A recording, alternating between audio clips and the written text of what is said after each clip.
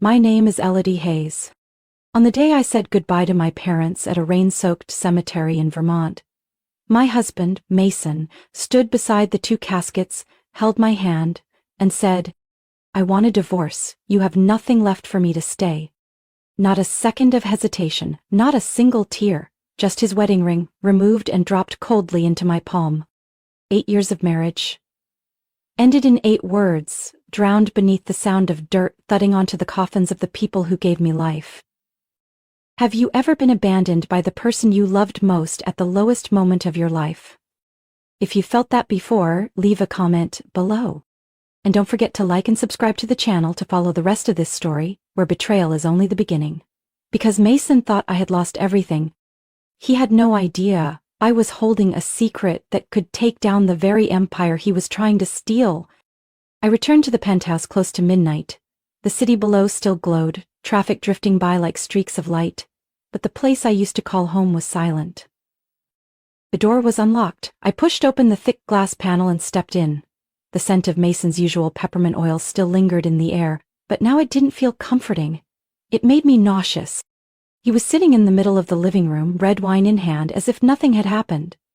Around him were brown cardboard boxes neatly labeled study, bathroom, suit jackets. He didn't even look up when I walked in. "You're back." I tightened my grip on the purse strap, trying to stay calm. "I thought I was kicked out already." He shrugged, still avoiding eye contact. "I figured you'd need a few hours to absorb the truth."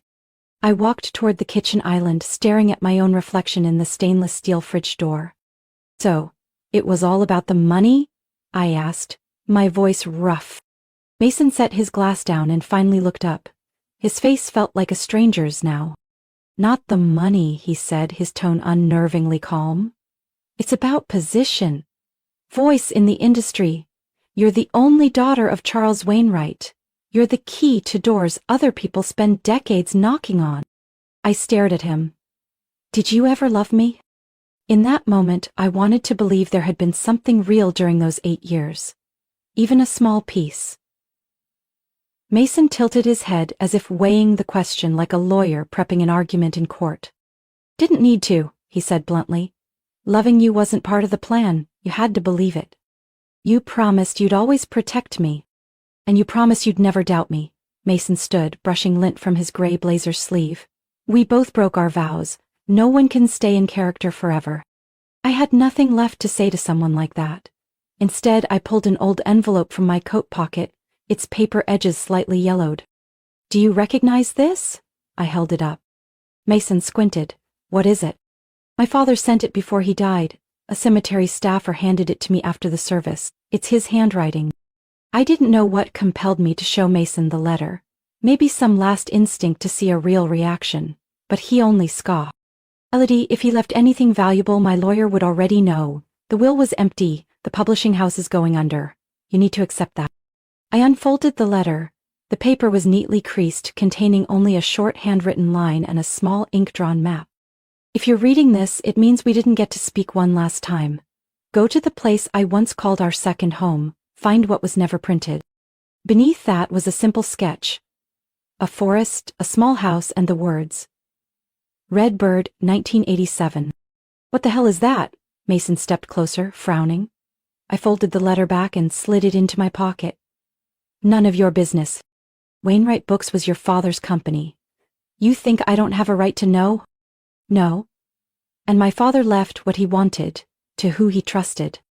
Mason sneered and turned away, back to his desk. He began packing up what used to be pieces of our life, wedding photos, the first book we chose together, a model of a tiny building I'd given him for our 3rd anniversary. He threw everything into the box without looking. "This penthouse is in my name," Mason said, not turning around. "You have 3 days to leave, or my lawyer will send papers." I stood still for a few more seconds, feeling all the memories once carefully placed here crumble into dust before my eyes. Then I walked away, this time because I chose to. I walked away, not because he forced me to, but because Mason never saw this coming. What I held in my hand wasn't a farewell. It was the beginning of a story never told. Hudson greeted me with a gray morning, light snow dusting the rooftop and windows of a bookstore called Juniper and Thistle. I dragged my suitcase up the wooden steps, wind slicing through the thin coat I hadn't yet replaced from my old life. The door opened before I could knock. "You're exactly 3 minutes late." Savannah Blake hadn't changed. Auburn hair twisted into a messy bun, fuzzy sweater and a steaming mug of coffee in hand. But in her eyes, there it was again. The one thing I remembered most from college. The look that never asked for explanations when you were hurting. Upstairs, I cleared a space in the book attic. New mattress, fireplace works. I followed her to the top floor, where the ceiling sloped low, golden lamplight glowed softly, and books were stacked like old friends waiting to tell stories. I didn't speak much that day. I washed mugs, shelved books, wiped dust off picture frames. Savannah didn't ask. She let me breathe. That night, I opened the letter again. The map was rough but clear. A forest, a stream, a house with a bird symbol. Redbird, 1987, written in slanted print at the bottom right corner. "Your dad mentioned that place once," Savannah said from across the old wooden table, chin resting on her hand, voice low. "Back when we were sophomores, he came to visit campus, remember? It was raining that day. He used to tell stories about a place with a red roof, the one where he wrote his first manuscript, but I always thought it was just a literary anecdote." Savannah raised an eyebrow. "Or maybe he made it sound like an anecdote on purpose, so no one would believe it." I was quiet for a moment, then asked, "Do you think I'm wasting my time?" She took a sip of tea and set the mug down slowly. "Melody, if you're truly the heir to something worth knowing, then stop looking for someone to confirm it. Confirm it yourself. You know why I opened this bookstore?" I shook my head. "Because I needed to remind myself that it's not the people who read the most who understand. It's the ones brave enough to believe in the story they carry inside. You carry a story. Don't let someone like Mason steal it." I smiled faintly. "What if I told you that story could be worth tens of millions of dollars?" Savannah didn't flinch. "Then that's all the more reason not to let someone like him get it." We sat there for a long time, until all the shop lights had gone out, leaving only the sound of wind slipping through the glass panes. I picked up my phone and searched for anything related to Redbird, but nothing came up. No address, no photos. Only old articles about a small villa once rented by anonymous writers in Vermont during the 80s. I turned to Savannah. "I don't know where to start." "Start with the map itself," she said, pulling out a small magnifying glass like she'd been waiting for that question all night. "Let's see. This isn't regular printer paper. It has watermarks, drawn with a fountain pen, and down here in the corner there's a faded stamp." I leaned in close. A red sail almost erased but still legible, Green Hollowland Survey, 1986. Savannah raised an eyebrow. "Sounds like something out of a fairy tale." I grabbed my phone and searched. A few seconds later, an old land plot map appeared. Green Hollow was a private tract of land, once owned by the Alder family, now abandoned. It was deep in the woods, near a small town called Crawley's Bend, about a 3-hour drive from Hudson. Savannah winked. "I've got a car, and gas, and chicken sandwiches." I laughed for the first time since the funeral. "You haven't changed." "Neither have you," she said seriously. "The only difference is now you know how much you're worth." We packed up, reprinted the map, charged our phones, and threw a few essentials into a bag. I had no idea what was waiting for me. An abandoned house, an old will, or a final message from the father, who never got to say goodbye. I was searching for what should have been mine, not because I carried the Wainwright name, but because I am Elodie. And this time, I wasn't backing down. By 3 a.m., Savannah and I reached Concord. The sky was still pitch black, lit only by headlights and a sliver of moon peeking through gray clouds. The storage warehouse sat at the end of a dirt road, hidden behind old pine trees and a rusted sign that barely read, "Wainwright Archival Storage, private use only." We parked at the forest's edge. No lights came from inside. I stepped out, zipped my coat to my chin, the folded map in my pocket, my palms ice cold. "This is really the place?" Savannah asked, her voice barely above a whisper, like sound might disturb the stillness. I nodded, pointing to the mark on my father's hand-drawn map, a symbol of an open book with 5 numbers, B17.4. I remembered being a little girl, coming here with my father, playing between stacks of documents that reached the ceiling, the scent of old paper and sun-dried pine blending into something uniquely his. He used to say, "This place holds the ideas that never made it into books. Sometimes, the most valuable things are the ones left unpublished." But before I could reach the door, the sharp stench of smoke hit me in the face. "Wait." Savannah threw out an arm. As we stepped closer, red lights flashed from the side of the building, and then I saw it, smoke, thick, curling into the sky like a living thing. A siren wailed in the distance. A fire truck. I yanked at the door, but it burned hot to the touch. A firefighter grabbed my arm. "You can't go in there." "There are documents in there. My father's unpublished work." "We know, but the fire started from inside. Could have been electrical or intentional. We got the call about 15 minutes ago." I froze. 15 minutes? Yes, but from the state of the blaze, it had to have started at least an hour earlier. Savannah turned pale. "Someone doesn't want you to find anything." I couldn't hear anything except my heartbeat pounding in my ears. 15 minutes.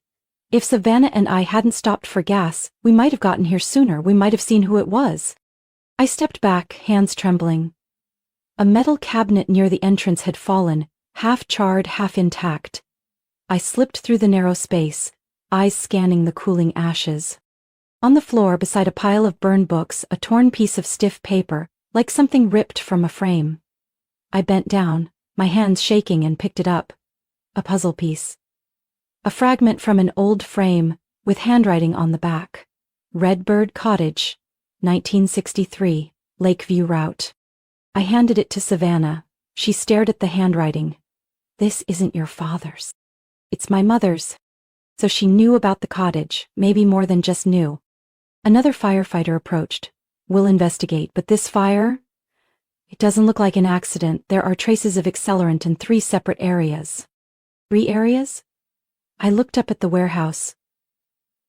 Entire storage cabinets had collapsed into ash, but the southwest corner, the section that housed my father's B-series manuscripts, was the most severely burned. B17.4. Exactly where he'd marked. "Did anyone come in here today?" I asked, desperate. The firefighter shook his head. "No cameras, no alarms, and no one reported the fire except for a single anonymous call. Male voice." Savannah murmured under her breath, just for me to hear. "Maybe Mason already knows." Inside me, a darker theory was forming. Worse than Mason. Someone inside the company already knew. Someone who understood my father well enough to know exactly what to destroy. I looked again at the torn puzzle piece. No color, no detail. Only a sliver of roof and the edge of a ginkgo tree. But on the back, it held a clear direction. Lakeview route. "We have to go, before someone else does," I said. Savannah nodded, her eyes sharp. "You sure you don't want to rest tonight? If someone burned down an entire warehouse to erase evidence, then Redbird Cottage might be next." The old house in New Canaan still smelled of cinnamon and pine, the scent my mother loved every late fall. In the second-floor bedroom, I paused as afternoon light stretched across the floor, catching on the walnut-framed mirror at the center of the room. That mirror had been part of my mother's morning ritual. I remembered her sitting there, brushing her hair, applying cream, occasionally asking me which scarf matched her new knitted sweater. Every time she adjusted her hair, she stared into the mirror for a long time, as if she were searching for something beneath the reflection. I stepped closer, fingers gliding over the surface now faded with time. A small scratch along the bottom edge of the frame caught my eye. I slid a fingernail under it. A slight gap opened, just enough to slip in a fingertip. I took a deep breath, then gently pried open the panel behind the mirror. A hollow compartment appeared, holding a thin leather notebook wrapped in worn blue velvet. I opened it, my hands unsteady. The first page held the slanted handwriting I knew so well. Personal journal, Meredith Wainwright.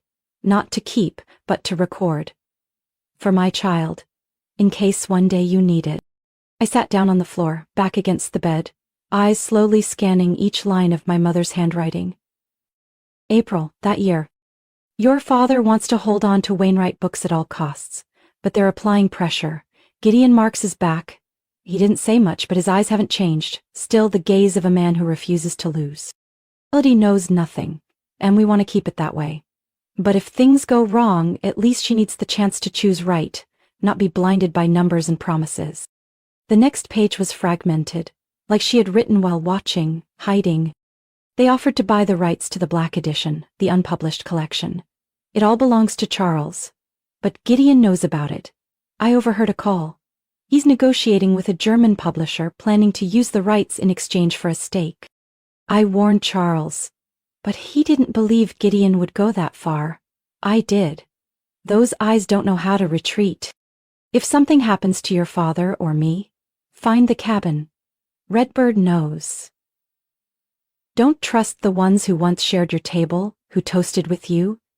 Gideon isn't just a traitor, he's a quiet destroyer. Everything started to piece together now, a blurry image sharpening, and not a single color in it felt safe. Savannah walked in, holding 2 cups of hot tea. She saw the journal open, then sat beside me without asking. Your mom wrote all this? She knew everything, about Gideon, about the Black Edition, about the Redbird cabin. Savannah leaned back, eyes on the ceiling. So, it's not just Mason. Gideon's underneath all of it. I closed my eyes, images came flooding back. My father sitting at his desk late at night, desk lamp casting shadows over a manuscript, eyes tired but never surrendering. Back then, I didn't understand why he refused to sell the company even when the monthly reports were bleeding red. Now, I did. He wasn't protecting a brand, he was fighting a scheme he knew he might not live long enough to stop.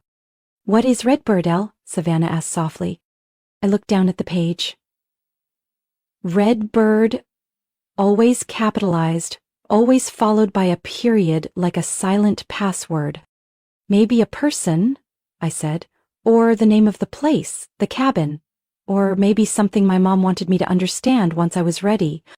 If she believed Redbird would lead you to the truth, then we should believe that too. I gripped the journal. Gideon isn't the type to wait. If he's already back, and if Mason's working with him, that cabin might not be secret much longer. Savannah's gaze hardened. Then we need to go, before they do. My mother had left instructions. She hadn't written for a weak daughter, lost and unsure. She wrote for someone she believed would carry on what they had to leave behind. The cabin. Redbird Cottage sat nestled behind tall pines, its path buried in damp moss and fallen leaves.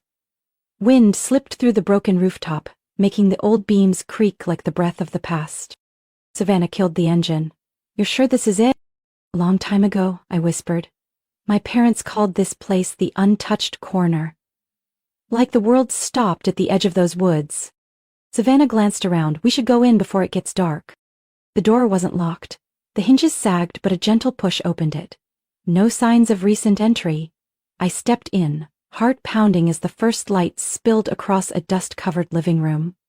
The deep red rug was still there. The old sofa, the upright piano in the corner waiting quietly for its next note.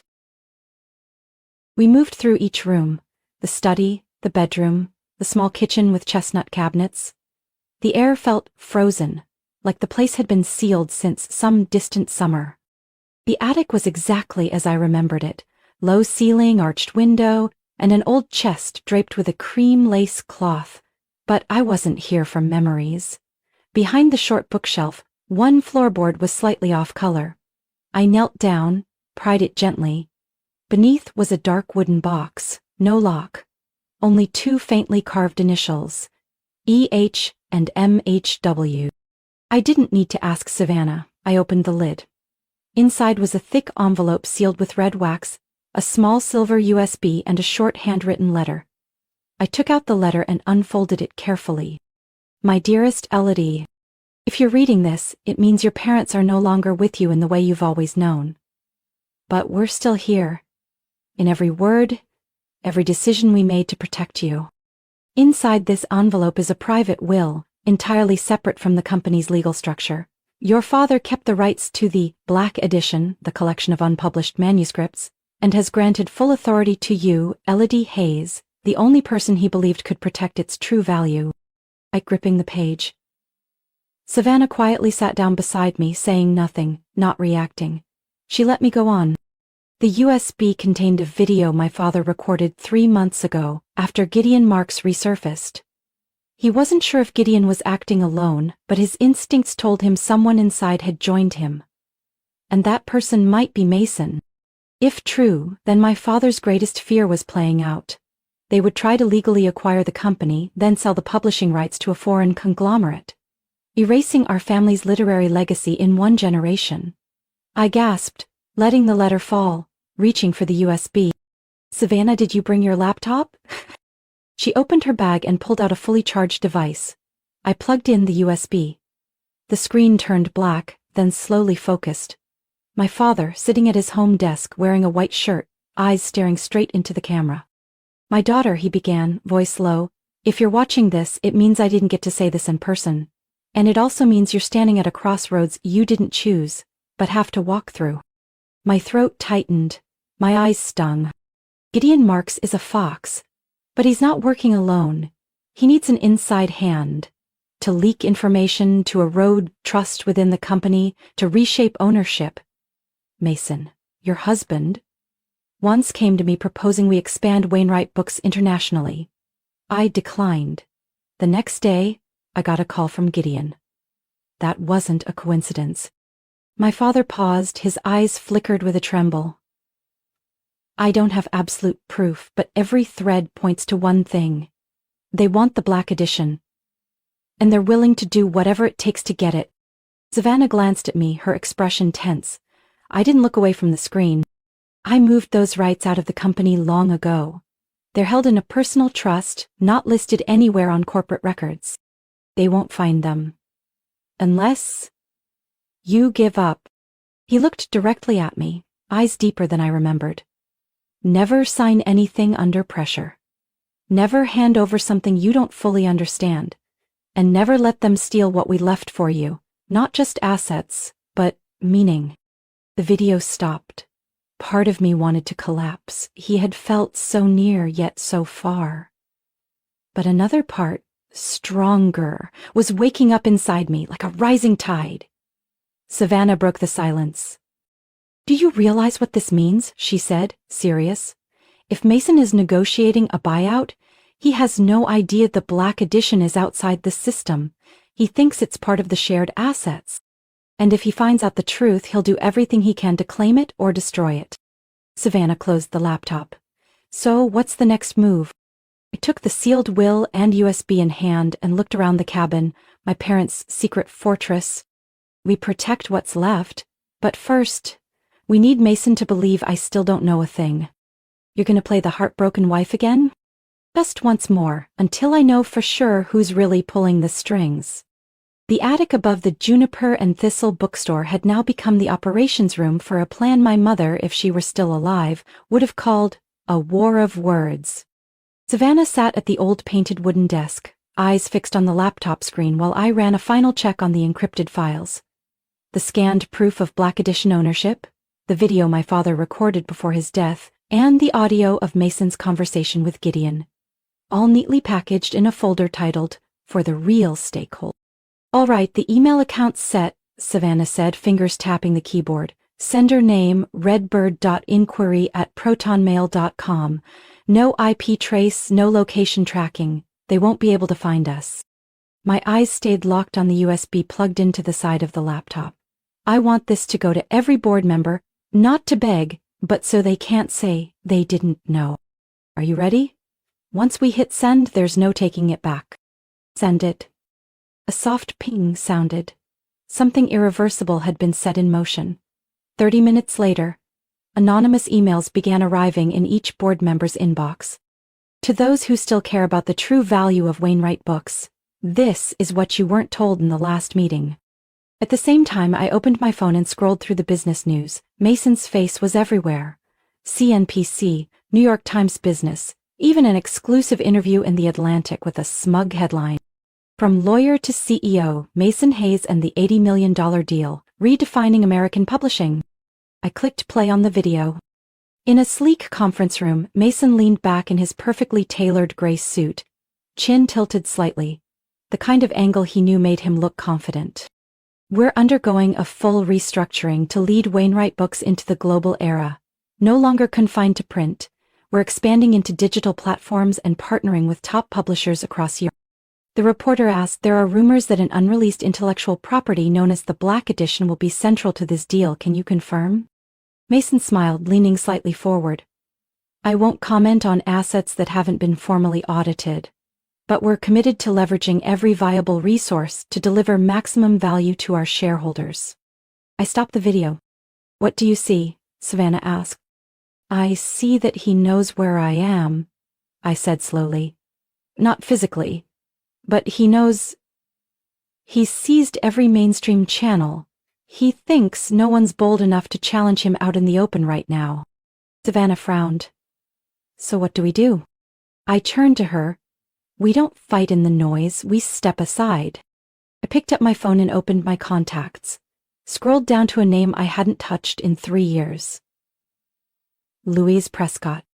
Louise had once been my mother's friend, a seasoned investigative journalist who'd written exposés uncovering IP manipulation across the publishing world. I never thought I'd need to call her. But when I was 14, my mother once said, if the truth ever has no place left, find someone who still dares to speak it. I pressed call. 1 ring, then 2. A low, steady voice answered. Prescott speaking. This is Elodie Hayes, Meredith's daughter. Silence. Then her voice softened. Your parents told me that if you ever called, it meant the truth was in danger. I looked out the window, watching light rain fall over the rooftops of Hudson. I have a story, and proof, but I need someone who can tell it, uncensored, unblocked. Send everything. And get ready, once this goes live, no one's gonna call you the abandoned wife ever again. I'm ready. 2 days later, Louise Prescott's Sunday Insider released a special edition titled Selling Legacy for Cash. Who's really buying Wainwright Books? At the same time, my father's video, his warning about Black Edition being hunted for foreign sale, premiered exclusively on the Prescott Unfiltered platform. Views climbed by the hour, shareholders began to react. 3 board members called to postpone the press conference. 1 requested an independent audit of copyright ownership. Across from me, Savannah opened a new email from the Redbird account, her eyes scanning the screen intently. Someone on the board replied, they want to meet in person, anonymous, before the press conference. I looked at her, heart tightening. If one replies, there may be a second. Maybe, for the first time in years, they're starting to remember why they chose Wainwright Books in the first place, and it wasn't profit. So what's next? We bring the curtain down, but Mason needs to step into the light himself. Savannah nodded slightly, sensing the rest of the plan still forming but not yet revealed. We had time. Not much. And I needed to be the one standing there when he walked up to that podium thinking he'd won. The ballroom at the Grand Astoria Hotel lit up with camera flashes. The backdrop displayed the new Wainwright Books logo. A cold, modern emblem, completely alien to the literary legacy my parents once protected. Mason stood at the podium, gray suit hugging his frame, hair slicked perfectly into place, wearing that familiar half-smile I once mistook for poise. We believe this $80 million merger will open a new era of global knowledge for Wainwright, no longer limited by geography, language, or outdated thinking. The ballroom doors swung open. I walked in. All heads turned toward me. A few reporters recognized me and pointed their cameras. Mason froze mid-sentence, his head tilted slightly, lips tightening. I didn't wait for permission. I walked directly to the front. My voice rang out, clear and steady. My name is Elodie Hayes, only daughter of Charles and Meredith Wainwright, and I request to speak. I stepped onto the stage, standing beside Mason. He reached to touch my shoulder, but I stepped back. opened my leather bag and pulled out a USB drive and a small remote for the screen behind us. I won't take much time, but before anyone continues selling what doesn't belong to them, I think you all need to see this. The screen went black. Then my father's face appeared. Recorded at the Redbird cabin. The image was grainy, but his voice was unmistakably clear.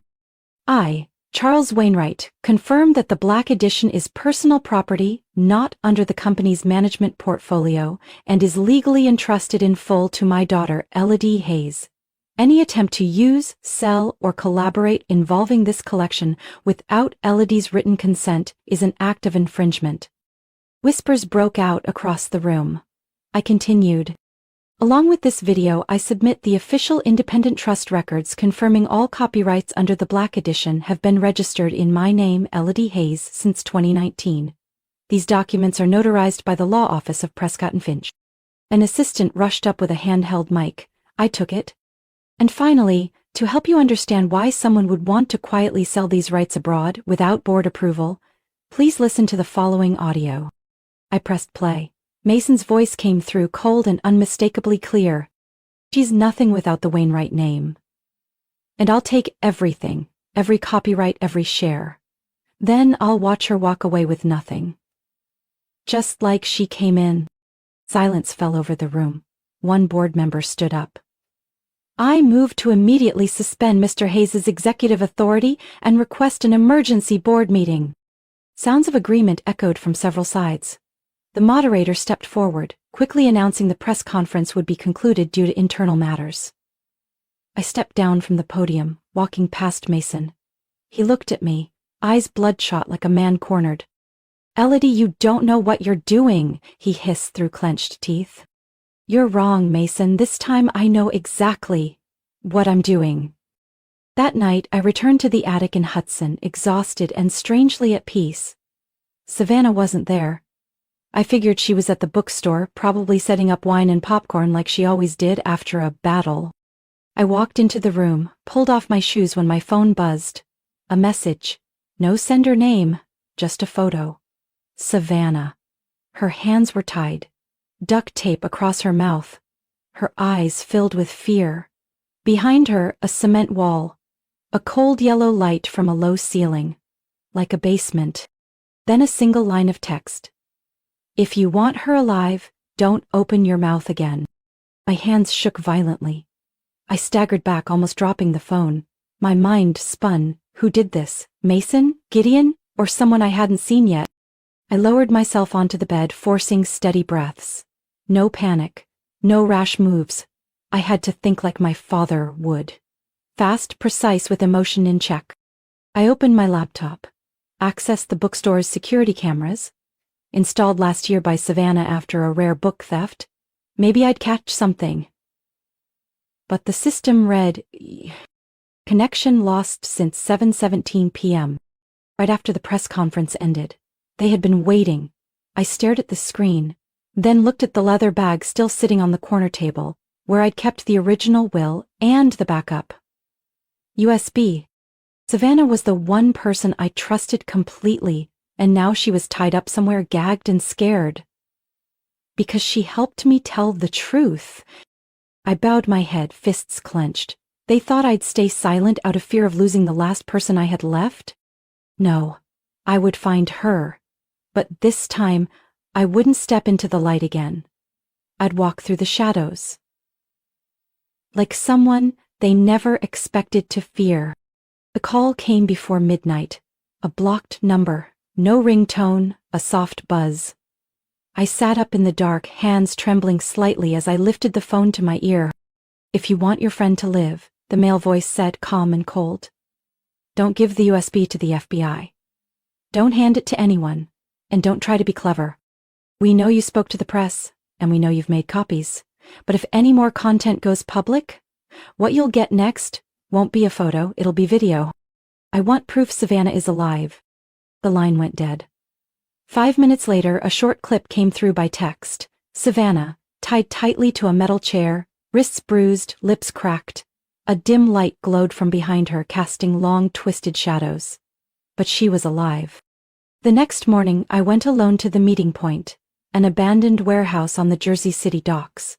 Fog draped the harbor. Rusted shipping containers sat like silent witnesses to dirty dealings. A black SUV waited, the door opened, a man stepped out. Gideon Marks. He looked older than the photos I'd seen, but his eyes were exactly as my mother had written, never blinking when he lies. "You came alone," he said, his voice a smooth blend of British and German, like a man negotiating trade. "I want to see my friend," I said. Gideon nodded. A steel door behind the warehouse creaked open. 2 men dragged Savannah out, hands still tied but no gag. She looked at me, her eyes trembling, then stealing. "Good," Gideon said. "You still have the original?" I held up the US. "Here's the condition," I said. "You release her first." He laughed. "You're as naive as your mother. I know you've made copies. I don't need the original. I need you to stop." He stepped closer, eyes scanning me like he could read every plan forming in my mind. Mason was a pawn, easy to manipulate, ambitious, stupid, starved for credit. He thought he was steering the ship. Really? He was just the doorman. "And me?" I asked. "You're the only one with the power to tear the door off its hinges. If you want Savannah to live," Gideon continued, "you'll let this whole thing die. You'll erase every copy. You'll call the video fake. And then disappear. I give you the USB, I said. You release her. The rest, I need time to think." "You think you have a choice?" "I do," I said softly, "because I'm the only one you can't control." I tossed him the USB. One of his guards caught it mid-air. Savannah was pushed toward me. I wrapped my arms around her, feeling her body frail, her hair smelling of smoke and concrete. We left the warehouse.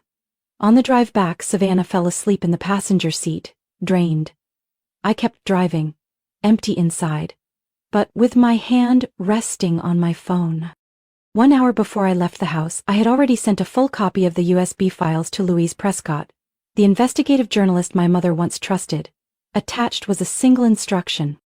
"If I don't contact you within 12 hours, release everything." 3 hours after handing Gideon the fake USB, I received a text. "Received. Be careful, they're planning the final move." I turned off the screen. I wasn't shaking anymore. Only one thing stayed firm in me. I had given Gideon exactly what he wanted, but it wasn't the original. He thought he had won. But what he held was only the beginning of the story. The rest, the real ending, was still mine. And I would decide when to close it. 1 week later, I sat in my new office on the 6th floor of a weathered red brick building in Brooklyn. Frosted glass on the door read, "Hayes and Redbird Literary Trust." The first printed copy of the Black Edition, Writings Never Seen, sat on the desk. Hand-stitched spine, wine-colored cloth cover, just like the kind my mother used to love. The news broke Monday morning across major outlets from New York to London. International copyright laundering scandal exposed. Mason Hayes and Gideon Marks face charges over attempted seizure of multi-million-dollar literary estate. Savannah Blake, independent journalist, found imprisoned at isolated Vermont compound. Elodie Hayes, from abandoned wife to legal owner of one of America's most valuable, unpublished literary collections. It all hit like a wave. Savannah sat beside me at the book launch. She was still a little thin, her left wrist bore a faint scar, but her eyes were sharp again, no fear left. "You should warm up," she said, grinning. "You've got 5 minutes. I stood, stepping backstage. Louise Prescott was there, camera in hand. "I'm holding the rights to this footage until you're an old woman. In that case, aim the lens lower. I'm not getting any taller." Louise laughed, then handed me an envelope. "Your parents wrote this on their last day before entering witness protection. They said to give it to you only if you ever stood where they once hoped you'd stand." The host signaled. I walked onto the stage, where a simple wooden podium stood beneath a red feather logo. Redbird. I took a deep breath. Then began. "I'm not standing here because someone chose me. I'm standing here because I refuse to be rewritten as a footnote in the legacy my parents built, and defined by their pain." I looked out at the front row. Former editors from Wheeler Publishing, authors once pushed aside, independent booksellers, and Savannah, sitting upright like every word I said was being recorded in her memory. We call this place trust, not because it's a foundation, but because I want to rebuild what we thought we'd lost. Trust in what really matters. I was once the person no one invited to the negotiating table. I was the wife of, the silent heir, the woman assumed to do nothing. And then they underestimated me. After the speech, I returned backstage. I opened the envelope Louise had given me. Inside was a short note. My mother's handwriting.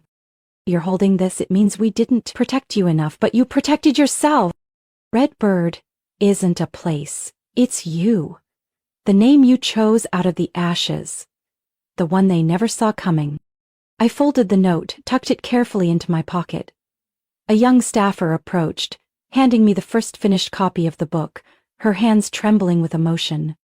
I read this manuscript, she said. Mr. Charles's work. It feels like he's still writing. Because he never stopped writing. And neither did I, the woman they never planned for, but who would never be forgotten again. What about you?